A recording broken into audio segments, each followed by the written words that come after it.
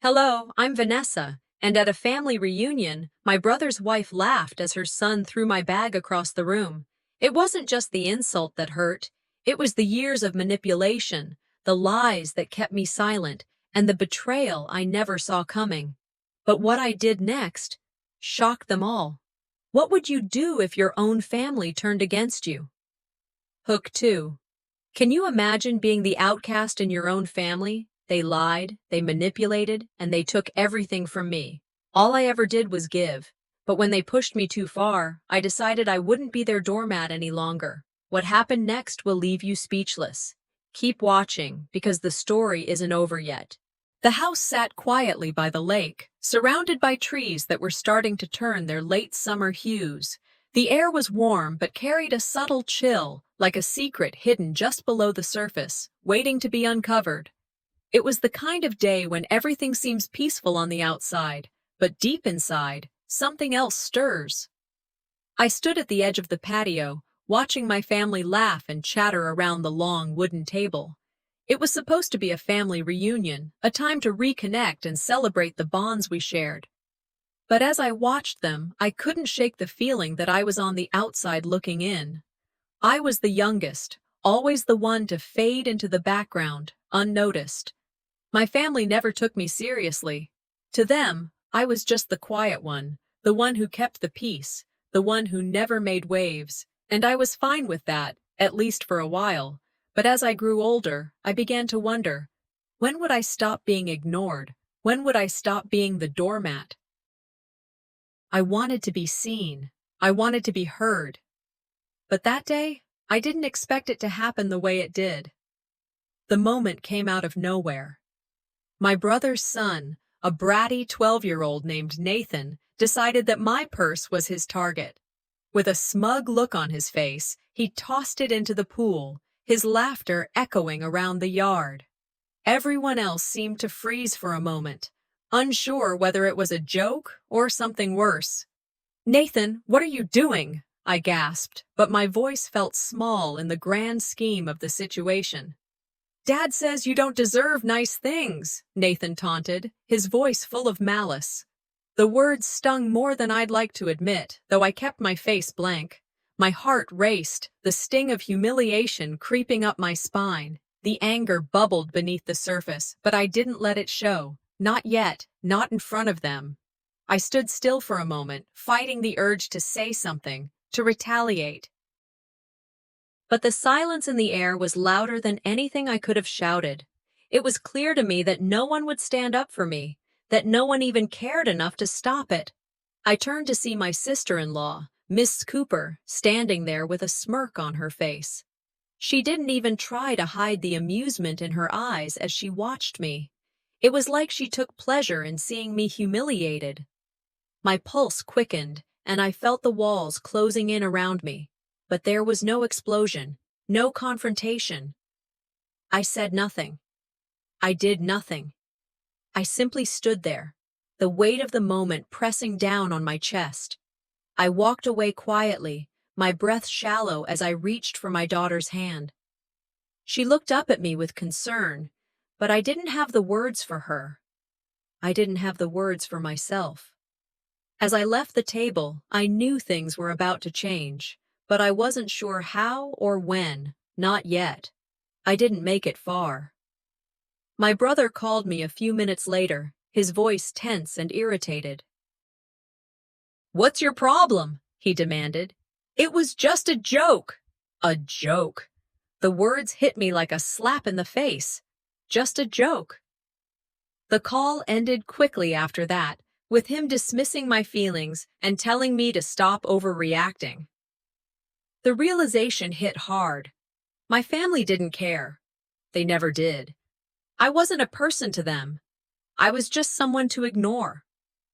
I sat in my car, gripping the wheel tightly. My thoughts were a jumble of anger and hurt, but something else started to emerge, something darker, something I had buried deep inside me for years.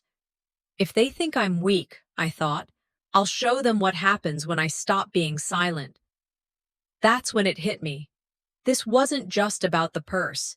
It was about years of being dismissed, Years of swallowing my feelings, years of playing the peacekeeper when no one else gave a damn. It was time to stop. I picked up my phone, my hand shaking slightly as I dialed the number I knew by heart. My brother had been counting on me for something I had always handled, but not anymore. I hit end call after sending the message. I wasn't going to let him use me anymore. I wasn't the quiet one anymore. I wasn't going to let them treat me like a shadow. I took a deep breath and started the car. The sun was setting as I pulled away from the house. I didn't look back. The day after the pool incident, the family reunion was still in full swing, though it was clear to me that nothing had truly been resolved. The laughter and clinking of glasses continued, but I felt like a ghost, unnoticed in the background. I had retreated into myself, physically present but emotionally miles away. No one had bothered to reach out after I left the table. No apology, no words of comfort. I could feel the echo of the laughter from last night still ringing in my ears. The hurt, the shame, it all weighed on me like a heavy cloak I couldn't shake off. The air around me seemed thick with the tension I was too afraid to confront. I stood by the window, watching the others mingle. My brother, Mr. Nixon, was having a drink with my cousin, laughing as if nothing had happened. It was as if they had already forgotten what had occurred. The incident was nothing but a blip to them, something to laugh about and move past. But for me, it was different. That moment, that humiliation, was seared into my mind. As the evening wore on, I found myself retreating to my car, away from the noise, away from the people who couldn't care less about how I felt. I just needed some air. The next morning, I woke to the sound of my phone ringing. I wasn't surprised to see my brother's name on the screen. He had a way of calling when it suited him, but never when I needed him. "Vanessa," he started, the tone in his voice too casual, as if nothing was amiss. "What's your problem? It was just a joke. You're overreacting." A joke. Just a joke. His words felt like a slap. How could he trivialize what had happened? How could he not see the harm? But I held my ground. I could feel the frustration building up in my chest, but I didn't let it show. Not yet. "Why did you leave so suddenly?" he continued, dismissing my feelings like they didn't matter. "You could have just stayed and let it go. It was just a prank." A prank? How was being humiliated a prank? I took a deep breath before responding. I needed some time to think. He didn't like that response. There was a pause, a moment of silence before he said, "Well, don't think too long. I'm counting on you. You know it's a family tradition. You're supposed to help." The words hit me like a punch to the stomach. It was always the same. Family tradition. I'd been carrying the weight of that phrase for years. Financial support, emotional labor. It was all expected of me without question. But I was done. I didn't say it then, but I knew. This was the moment I would change things. I wasn't going to be the silent giver anymore. "I'll think about it," I said, my voice calm but firm. As the call ended, I sat in silence for a long moment. A feeling I hadn't experienced in years began to stir deep within me. Determination. For the first time, I was ready to draw a line in the sand. I wasn't going to let them manipulate me anymore. Later that day, I did something I had never done before. I went into the family group chat and typed out a message. My hands were trembling, but my mind was made up. "I will no longer be providing financial support," I typed, hitting send before I could second-guess myself. The messages started flooding in almost immediately. There were no words of understanding, no sympathy. Instead, I was met with disbelief, sarcasm, and passive-aggressive comments from Ms. Cooper. "Are you really doing this?" she texted. "You've always been the one to help. How can you just stop?" The guilt crept in, like it always did. But this time it didn't have the same grip on me. I could feel the familiar pull, the pressure to comply, to just go along with everything, but I resisted. "I'm sorry, but I've made my decision." I typed back, my fingers steady this time. The rest of the family jumped in, all of them assuming I was just having a moment. They couldn't comprehend why I'd suddenly stopped doing what I'd always done. To them, it was just a betrayal. But to me, it was liberation. As the day went on, I felt the emotional toll of my decision. I knew I had done something right, but the weight of it was hard to ignore. I couldn't help but replay the conversation, the message I had sent, over and over again in my mind. Did I do the right thing? Was I being too harsh? But then I remembered how it had always been, how I'd always been the one to put everyone else's needs before my own. I wasn't going to do that anymore. To clear my head, I decided to take a walk by the lake, something I hadn't done in years. The quiet of the water, the sound of the wind rustling through the trees, it was soothing. For the first time in a long time, I didn't feel like I was suffocating under everyone's expectations. As I walked, I couldn't help but think about the future. I didn't know what it would hold, but for the first time in years, I felt like I was in control. I wasn't sure what would happen next, but for the first time in a long time, I finally felt like I was breathing again. The morning after my decision to pull back from financially supporting my family, I woke up with a tightness in my chest. The weight of my decision still hung heavily in the air, thickening the space around me. I could hear the faint chirping of birds outside my window, but it felt like I was a world away from any peace. The quiet inside the apartment was oppressive, but it was the only place where I could finally think without being interrupted by the expectations of everyone else. My mind kept circling back to the phone call with my brother. The words he had said to me rang through my thoughts. "What's your problem? It was just a joke." I could feel the sting of those words, the way he had so casually dismissed my feelings. I had been used to this, hadn't I? Always expected to give and give, never asking for anything in return. But now I was tired of being invisible, tired of always being the one who was overlooked and taken for granted. The phone rang again, pulling me from my thoughts. It was Mr. Nixon. I stared at the screen for a moment, knowing what was coming, but still hesitant to pick up. My hand hovered over the phone, and then I swiped to answer. "Vanessa." His voice was cold. "Why are you doing this? You're causing problems for the family." His tone was almost accusatory, as if I was the one who had broken the unspoken rules. I sat still, my heart pounding. "I'm not causing problems. I'm simply standing up for myself. For once, I'm not going to let you or anyone else guilt me into doing something I don't want to do." He paused, as if surprised by my response.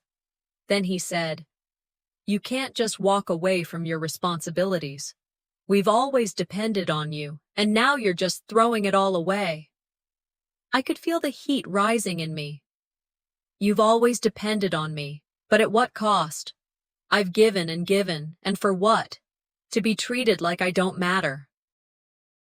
To be expected to pick up the pieces every time someone else fails?" His voice softened, but there was no apology. "Look, I'm just saying, this is a family tradition. We don't do this to each other." "Family tradition?" I spat the words, the bitterness in my voice making me sick. "That's not what family is supposed to be about. It's about respect, something I've never gotten from you." There was a long pause, and then he said, "Fine, but know this. If you keep pushing us away, you'll lose more than just your role in the family. You'll lose the family itself." His words hung in the air, a threat disguised as a warning. I felt a brief panic surge in my chest, but I pushed it down. I wasn't going to be manipulated anymore. Not now. Not ever again. "You want to cut ties?" I said, my voice steady, despite the storm brewing inside me. "Then go ahead. I'm done letting you control me with guilt." The call ended with him muttering, "We'll see how long you can keep this up." I placed the phone down, my hands shaking slightly. But this time it wasn't from fear, it was from anger. I wasn't afraid of them anymore. This was my breaking point, the moment I was finally standing up for myself, even if it meant losing everything. As the day wore on, I could feel the tension in the air. I wasn't sure if it was because of the phone call or because I was beginning to make waves in a way I never had before. My family wasn't used to me saying no. They weren't used to me putting myself first, and they sure as hell weren't ready for what was coming next. I decided to make my stand right then and there. I opened the family group chat and typed a message. My fingers hovered over the keys for a second, but then I just did it. I will no longer be providing financial support. I hit send and sat back, waiting for the inevitable backlash. And it came, fast and hard. The messages started flooding in almost immediately. Ms. Cooper, my brother's wife, was the first to reply. "Are you serious? You can't just back out like that." Her tone dripped with disbelief, but there was something else too. A touch of anger that I hadn't expected. Other family members chimed in, saying things like, "What's going on with you?" and "You've always been the one to help. What changed?" Each message felt like a slap. I could almost hear their voices in my head, their disbelief, their expectation that I would just fall in line. But I didn't. I couldn't. I let the messages flood in, feeling the familiar knot of guilt twisting in my stomach. But this time, I didn't let it consume me. I wasn't going to fall back into my old role. I wasn't going to give them the satisfaction of seeing me weak again. I walked away from my phone for a few minutes, letting the silence settle in around me. I knew it was the right decision, even if it felt like I was severing something inside me. Later that evening, I found myself alone by the lake again, the place where I had found some peace before. The sound of the water lapping against the shore soothed me as I walked, trying to clear my head. The air was cool against my skin, and the weight of the world felt just a little bit lighter. I could still hear the echo of their voices in my head, but this time, it didn't have the same power over me. For the first time, I wasn't afraid to stand on my own. I wasn't afraid of the consequences. My phone buzzed in my pocket. Another message from my brother. I pulled it out, half expecting another round of guilt, but instead, it was a simple, cold message. "We'll see how long you can keep this up." I smiled to myself.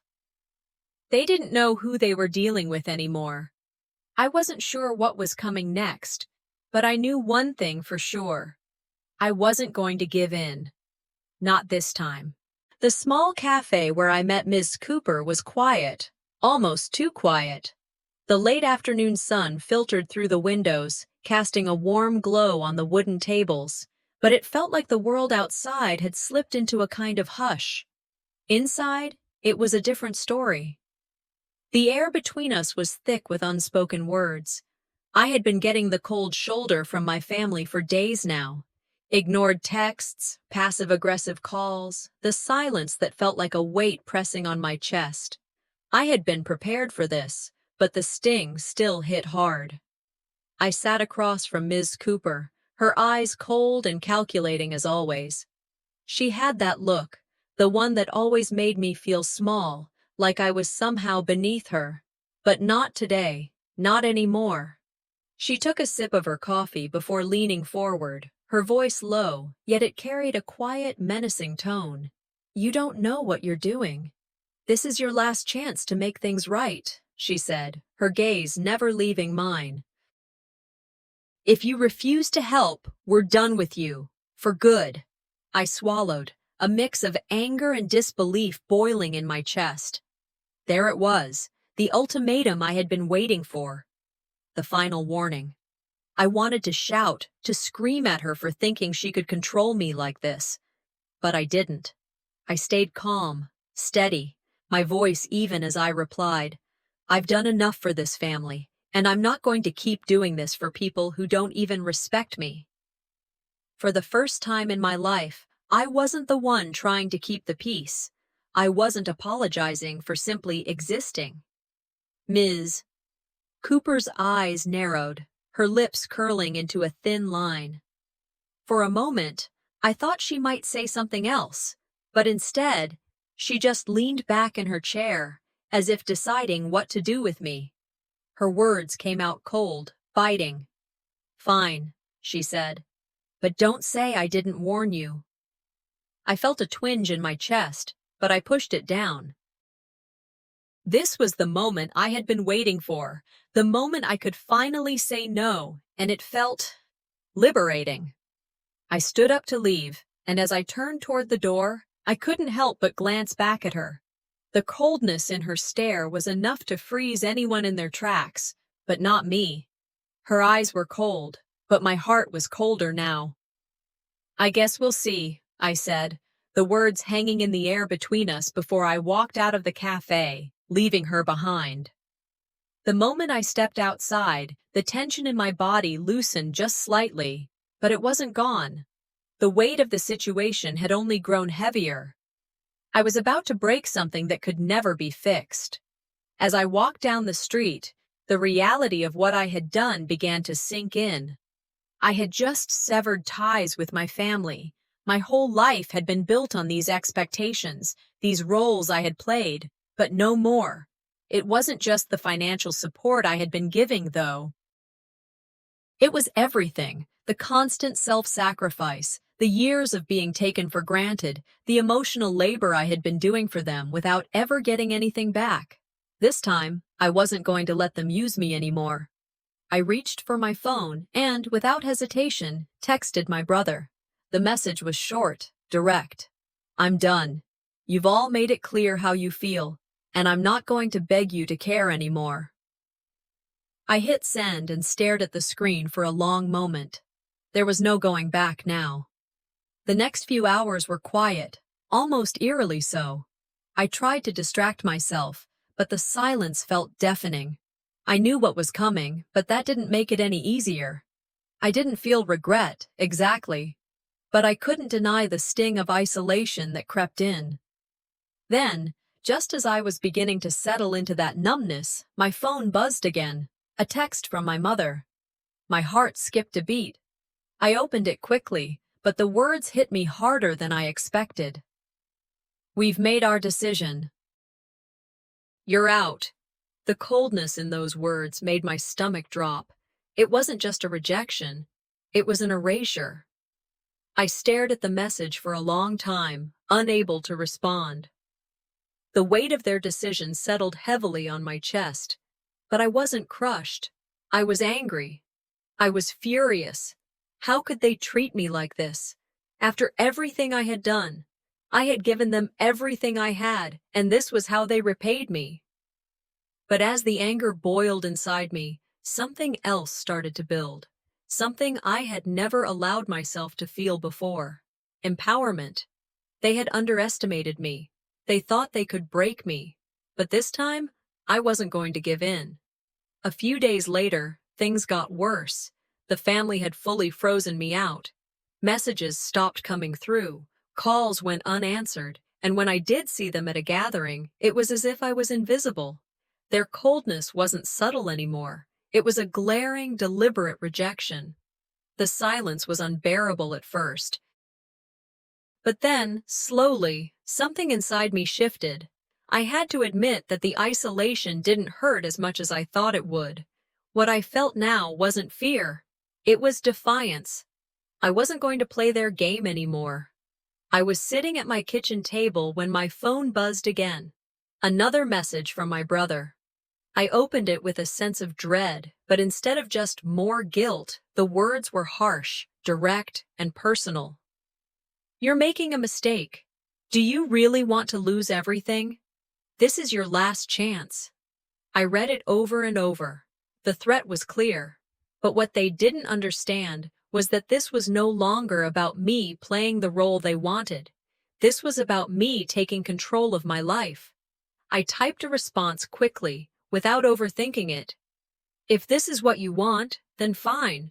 I'm not going to play by your rules anymore." The message sent. And just like that, there was no turning back.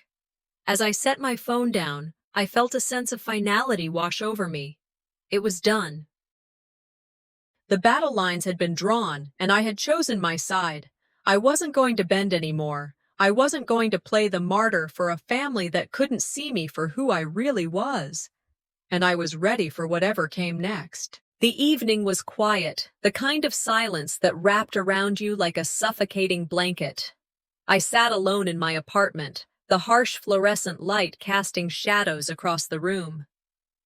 The weight of what had happened, the messages, the cold stares, the harsh words, still hung in the air like smoke. I couldn't escape it, not yet. I picked up the photo album on the coffee table, flipping through the pages filled with memories of family gatherings, of smiles that now seemed fake. There they were. Birthdays, holidays, the moments where I thought we were happy, together. But I knew better now. Those were just pictures. As my finger traced the faces in the pictures, the anger inside me started to simmer.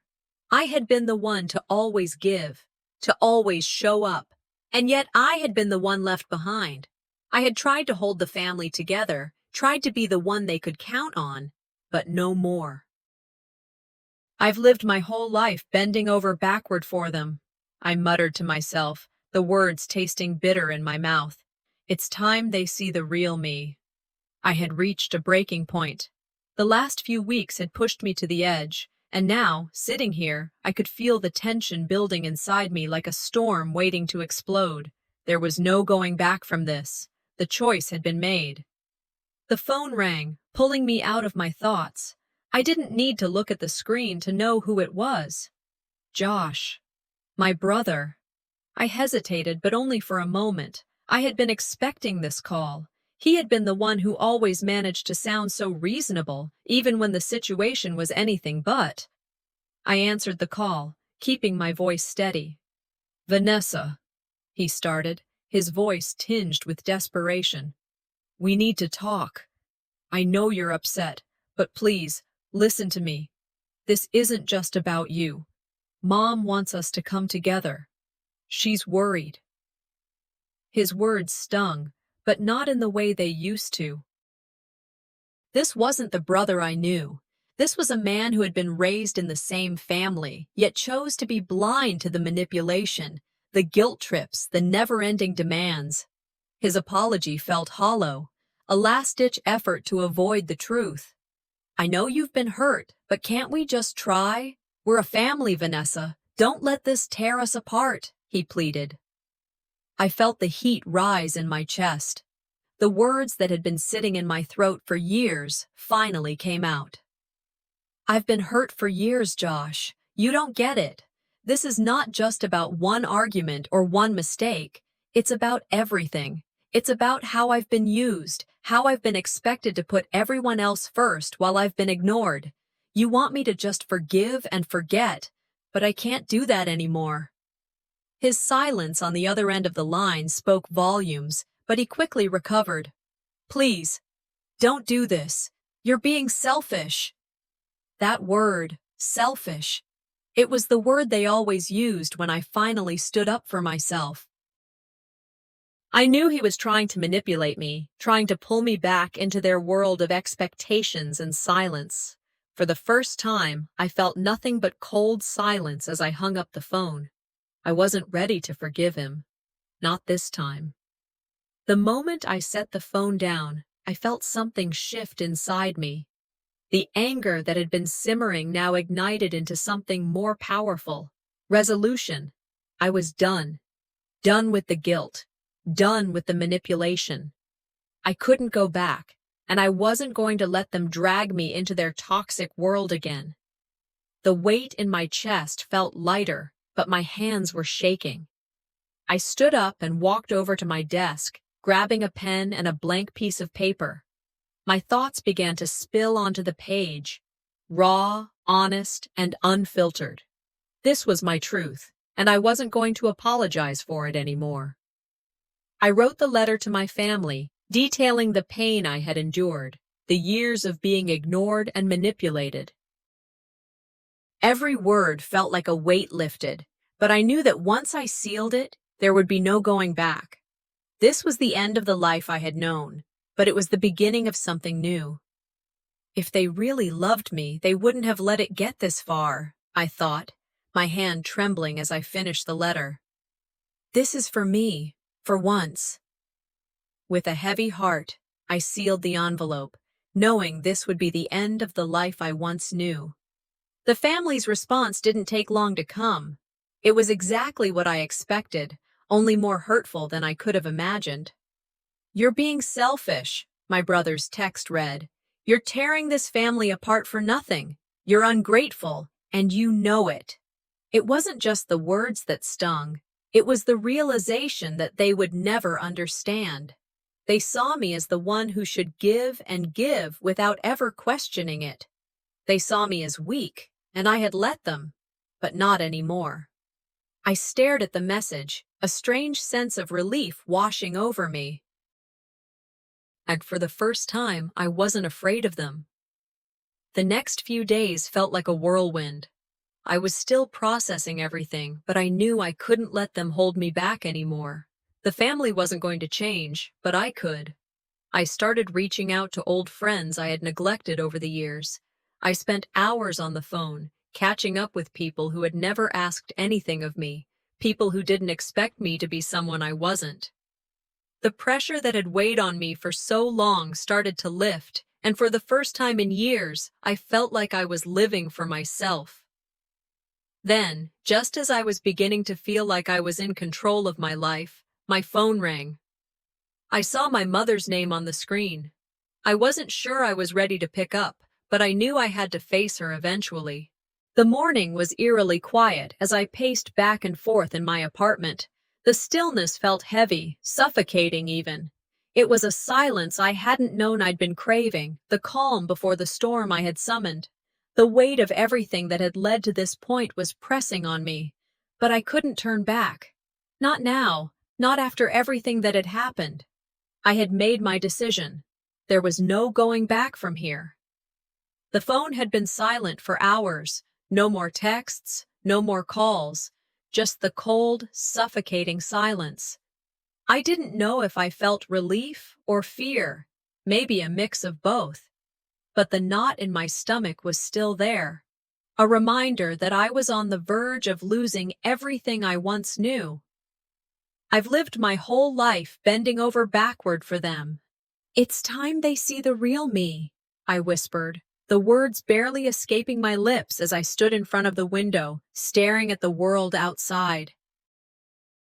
I had spent too many years trying to please them, trying to hold everything together, and now, here I was, on the brink of losing it all to finally gain control of my life. The phone rang. The sound cut through the silence like a knife. My hand shook as I picked it up. I already knew who it was. Josh, my brother, the one person I had always tried to protect. But now I was ready to face him. "Vanessa," he said, his voice strained, like he was holding back tears. "We need to talk." I braced myself. "What is it, Josh?" Look, I know things have been rough and I'm sorry, but you can't just walk away from everything. Mom's asking about you. The family wants to know why you're doing this. You can't just cut us all out like this." I felt a pang in my chest, but I didn't let it show. "You want to know why? You really want to know?" "I'm trying to fix this, Vanessa. For all of us." But I wasn't buying it anymore. His voice, filled with that same guilt, that same manipulation, it didn't move me like it used to. The years of broken promises, the constant expectations, all of it, everything that had been weighing me down for so long, had finally become clear. "You don't get it, Josh," I said, my voice steady. "I've been the one who's always fixed everything. But what about me? What about what I've needed? You've never cared about that. Not once." There was a pause on the other end of the line, a long silence that spoke volumes. When he spoke again, His tone had changed. It was colder. You made your choice. Don't bother showing up to anything anymore. We're done. I could feel the finality of his words, but it didn't feel like defeat. It felt like freedom. It stung, yes, but it also lit something inside me. I wasn't afraid anymore. My hands were trembling as I put the phone down. The finality of it all hung in the air, but I couldn't help but feel something else, something deeper, something I hadn't felt in years. Freedom, and in that moment, I knew this was it. There was no going back. I had to do it. I had to confront her. My mother, the one person who had always been the emotional core of the family, the one person who had kept me tethered to a life that wasn't mine. I couldn't keep pretending anymore. I couldn't keep trying to please her, to fix her world while mine was falling apart. I walked into her house, the smell of her perfume heavy in the air. She was sitting at the kitchen table, as always, a cup of tea in her hands. When she saw me, she didn't smile. She didn't even stand up. I stood there for a moment, just looking at her. "I can't do this anymore," I said, my voice steady but my heart pounding. "I'm done trying to be someone I'm not for you. You've never seen me for who I am, only for what you need me to be. And I'm tired of it." Her eyes narrowed, but she said nothing. The silence stretched between us like a thick rope, each second pulling us further apart. "I'm not your scapegoat anymore," I added, the words heavy in the room. "I'm done." Her silence was deafening, and in that moment, I knew I had lost her, but I had gained myself. I left her house with the taste of finality on my tongue, but I wasn't sure what came next. The family, my mother, everything was slipping through my fingers. But at least I knew this. I had made my choice. I was free. Later that evening, I was at home, still reeling from the conversation with my mother when the phone rang again. This time, I was shocked to see who it was. My cousin Mia. We hadn't talked in years, not since I had distanced myself from the family. "Vanessa, I saw what happened," she said, her voice soft but genuine. "I know things are messy, but I've always seen the real you. You don't have to fight this battle alone." For the first time in what felt like forever, I felt a glimmer of hope. Maybe not all of them saw me as the enemy. Maybe there was someone who understood. I wanted to believe her, but the reality was, I couldn't depend on anyone but myself. This was my fight, and I had to face it alone. The next day, I walked into work with a new sense of purpose. I had been stuck in this job for too long, never truly happy, never truly fulfilled. But now, I knew I had to take control of my life. I walked into my boss's office, my heart racing, but I didn't back down. "I'm resigning," I said, the words tasting both terrifying and liberating. I didn't know what the future held, but for the first time in years, I felt like I was finally in control. The phone rang again. This time, it was my mother. I wasn't ready to pick up, but I knew I had to face her eventually. And as I stared at the phone, I realized something. Whatever happened, whatever came next, it was my life to shape. The apartment was quiet. The soft hum of the refrigerator was the only sound, and I found myself pacing the floor, every step heavier than the last. The stillness of the night seemed almost suffocating. My hands shook slightly as I adjusted the lamp beside me, the light casting long shadows on the walls. I was preparing myself for what was coming, even though part of me still wanted to escape it all, but I couldn't anymore. "I've given them every chance to change. Now it's my turn," I muttered to myself. My voice was steady, but underneath it was a boiling rage I had been holding back for years. No more second guessing, no more waiting for them to apologize. This time, I was in control. I walked over to the window, staring out at the city below. It had never felt so empty. I wasn't sure what I was waiting for some kind of sign maybe? But the truth was, the sign had been here all along. This moment, the one where everything changed, was now, and I wasn't going to let it slip by. There was a knock on my door, sharp and insistent, shattering the silence. My heart skipped a beat as I made my way to answer it, dreading what was coming. I opened the door, and there he was. Josh, my brother. His face was twisted with anger, his hands clenched into fists by his sides. "Vanessa," he began, voice cold as ice. "I don't know what the hell you're thinking, but you need to stop this. Now." He stepped closer, his presence overwhelming. I felt the weight of his disappointment, but there was no fear in me anymore. "I'm not coming back, Josh," I said, my voice clear and unwavering. "I'm done with all of this. I can't do it anymore." "You think you can walk away from us? You think we'll let you get away with this?" His words were sharp, aimed like daggers, but they didn't land. I took a deep breath, the anger and frustration bubbling up inside me. "I've been giving, Josh. I've been giving my whole damn life, and you know what? It's never enough. It's never going to be enough for people like you." He stepped closer, his voice low and threatening. "If you think this is it, you're wrong. If you don't come back, if you don't fix this, we're done. And I mean for good." My heart raced, but I didn't back down. "I don't need your approval, Josh. I'm already free." I slammed the door shut behind him, my hands trembling, not from fear, but from a strange sense of empowerment. This was the line I'd crossed, and there was no going back. I stood in front of the mirror, staring at the woman looking back at me. She wasn't the same person who had come into this family years ago. She wasn't the one who had always bent over backward, trying to be everything for everyone. No, this woman standing in front of me was someone new, someone who had finally taken control. I could feel the fire within me, the anger at how long I had let myself be treated this way. I had wasted so many years.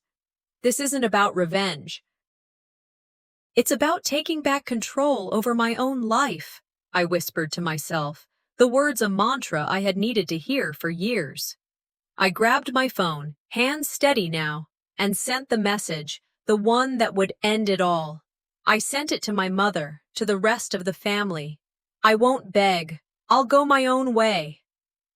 As soon as I pressed send, the weight on my chest lifted.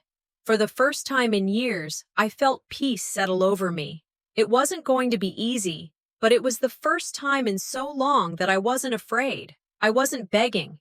This was me choosing myself. The phone rang a short while later. I didn't need to see who it was. I knew. It was her, my mother. I hesitated for a moment, unsure if I was ready to hear what she would say. But I couldn't avoid it forever. I picked up. "Vanessa?" Her voice was strained, filled with desperation. "You don't have to do this. We can fix things. I've always done everything for you. Don't turn your back on us." For a moment, I felt a pang of sadness. She was my mother. I loved her, but I couldn't let her manipulate me anymore. "I've given you everything. But now it's my turn," I said firmly, a sense of clarity in my voice that I hadn't felt before. There was a long silence, but I didn't need her to speak.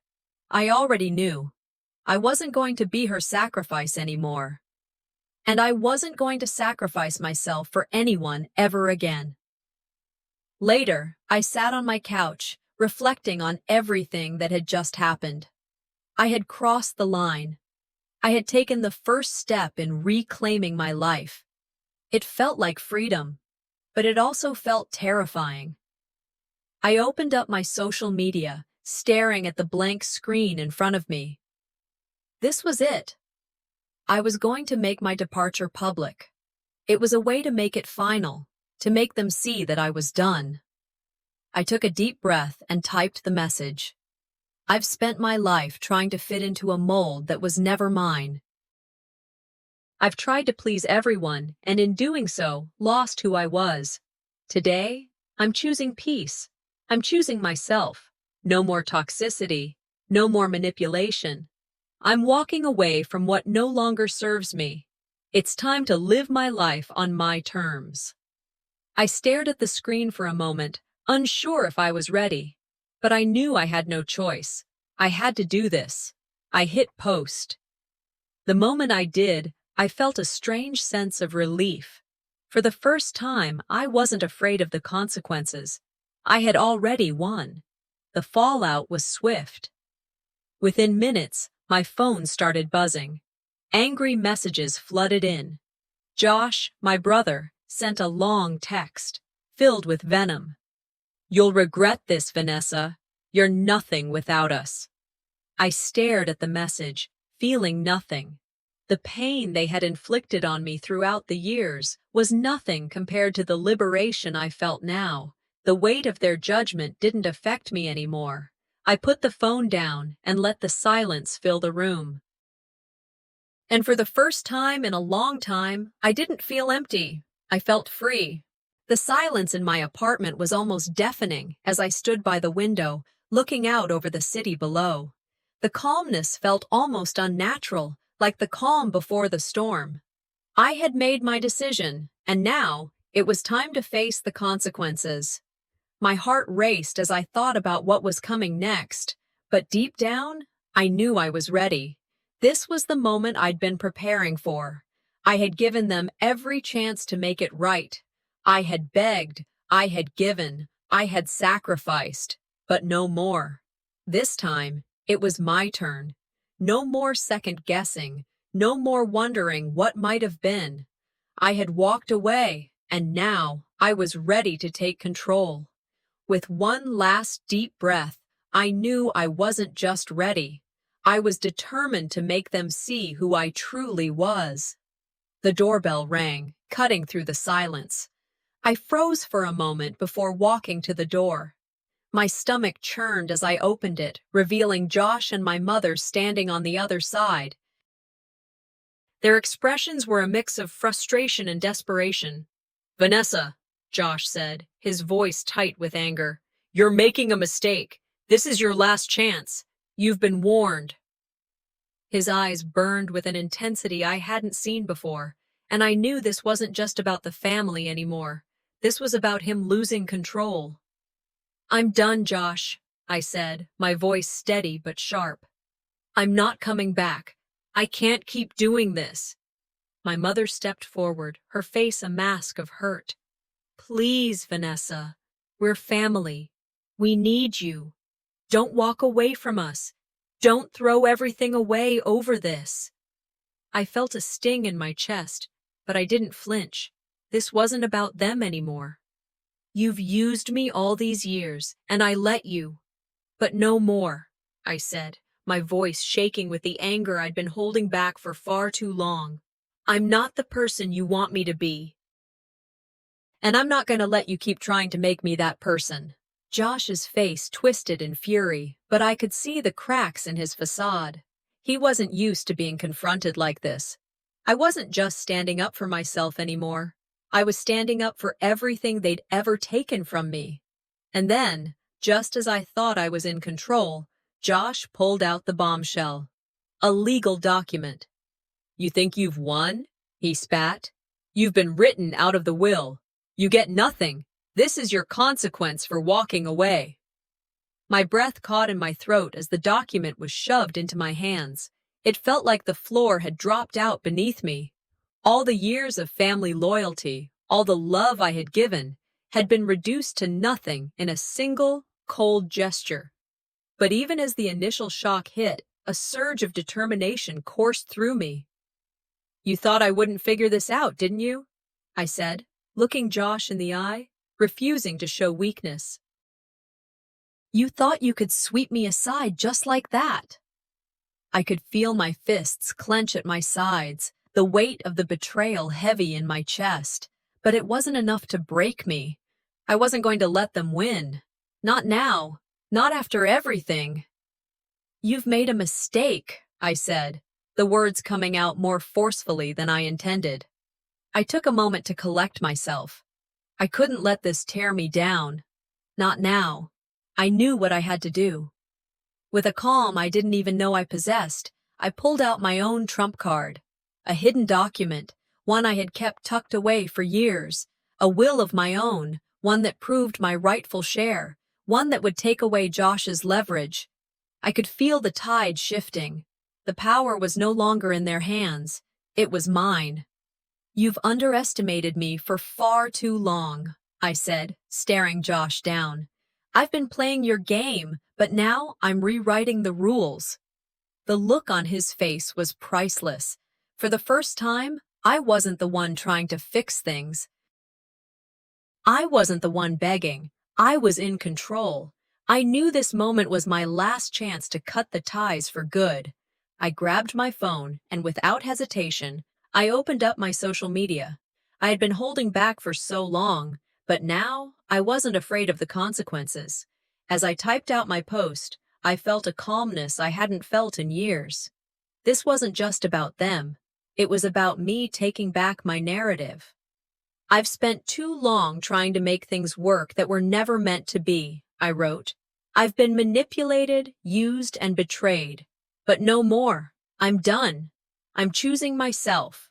I won't live for their expectations anymore." With a deep breath, I hit post. I felt the weight of everything I had been holding in for so long begin to lift. This was it. No going back. The reaction was swift and brutal. Josh immediately texted me, his words venomous. "You'll regret this, Vanessa. You're nothing without us."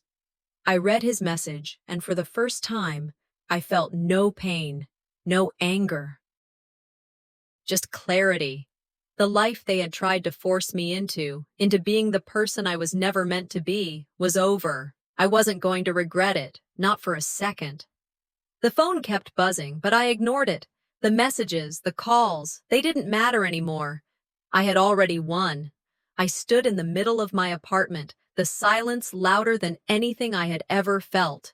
I had crossed the line, and I wasn't going back. There was no going back. Not for them. Not for anyone. As I looked around the room, for the first time in years, I could finally breathe. True freedom wasn't something you just got.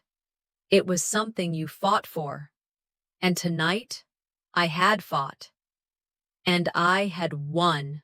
The morning light crept into the apartment, and for the first time in a long time, the space felt like a sanctuary. No longer suffocating, it was a place of peace, a place where I could breathe without the weight of my past bearing down on me. The storm had passed. I could feel it in the air, the stillness that followed the chaos. Everything that had happened, all the confrontations, the pain, the loss, it had led me here. And now I was ready to move on. I had made my decisions. I had fought for myself. I had stood up to my family and to years of manipulation. But now I had to do the hardest thing of all: let go. As I sat on the edge of the couch, staring out the window, I realized I had finally broken free. I wasn't just free from them. I was free from everything they had made me believe about myself. I was free to be who I wanted to be, to live the life I wanted to live. The past no longer had power over me. The quiet in my apartment gave me space to reflect. I thought about everything I had been through, the betrayals, the years of suppressing my own desires for the sake of keeping the peace. I had learned so much from my struggles, from the constant pull of my family's expectations, and from the quiet pain I had carried with me for far too long. And then I made a decision. It was time to forgive. Not for them. Not because they deserved it, but because I deserved peace. The anger, the resentment, the need for revenge, none of it served me anymore. Holding on to all that bitterness only kept me tied to the past. It was time to let go. With a final deep breath, I whispered to myself, "It's over." The anger I had held for so long, the need to prove something, it melted away. And in its place, there was only calm. As the days passed, I took small steps toward healing. I reached out to old friends, ones I had distanced myself from in the chaos of family drama. I signed up for activities I used to love, things I had abandoned over the years. I was rediscovering who I was, not who my family had tried to make me be. The healing was slow, and it wasn't always easy, but I could feel myself becoming stronger with every step. I started to live for myself, not for anyone else. I was finally giving myself the permission to be happy, to embrace my independence, to be free from their grip. "I'm starting to live for me now," I said out loud one evening, the words sounding strange but comforting. For the first time in years, I wasn't waiting for someone else to approve of me. I wasn't playing by anyone else's rules. I was writing my own story. It wasn't long before I received a message from Emma, my old best friend. She had reached out after seeing my post online, after everything had settled. We hadn't spoken in years, not since I'd pulled away from everyone. She wanted to meet, and I agreed, a little nervous but hopeful. When we met, it was as though no time had passed at all. She smiled at me, her eyes full of warmth and understanding. "You've changed," she said, a slight pause before she added, "but for the better. I'm proud of you." Hearing those words felt like a balm to my soul. For the first time, I realized that real relationships, true friendships, are built on respect and trust, not manipulation and guilt. This was what it meant to be seen for who I truly was. We hugged, and as we parted ways, I felt a sense of peace I hadn't known in years. This is just the start of something much bigger, I thought as I walked away, feeling lighter than I had in ages. A few weeks later, I received an unexpected opportunity, a job offer, a real chance to do something meaningful, to step into a role I'd always dreamed of, but never had the courage to pursue. At first, I hesitated. The fear was there, the fear of stepping into the unknown, of making another change. But then I realized something. I had already taken the biggest leap of all. "This is my chance to prove that I'm more than just a survivor," I said to myself as I looked over the offer. "I'm a fighter." I signed the papers. As I did, a wave of excitement mixed with fear washed over me. But this time, I wasn't afraid. This was the beginning of my new life. As if the universe had a sense of irony, I ran into Josh one afternoon. We were both at a public event, and for a moment, I froze. Seeing him again, after everything that had happened, was like stepping into the past I had fought so hard to escape. We exchanged a few words. He didn't apologize, but there was a strange respect in his voice. "I'm not angry anymore," I told him. "I'm just free." He looked at me, and for a brief moment, I saw something flicker in his eyes. Maybe regret, maybe acceptance. But in that moment, I knew one thing for certain. I was no longer afraid of him, or of anything tied to my past. As I walked away from him, I felt lighter than I ever had before. The past was no longer holding me down. I had finally done it. I had taken control of my life, and for the first time, I was living for myself. No longer defined by the family that once held me hostage, I was free to pursue what I wanted, who I wanted to be. "I've fought for my freedom," I thought as I stood on my balcony, looking out over the city. "And now I'm going to live it." There was peace in my heart, a quiet certainty that the journey ahead would be mine to shape. And in that moment, I knew this was just the beginning of a brand new chapter.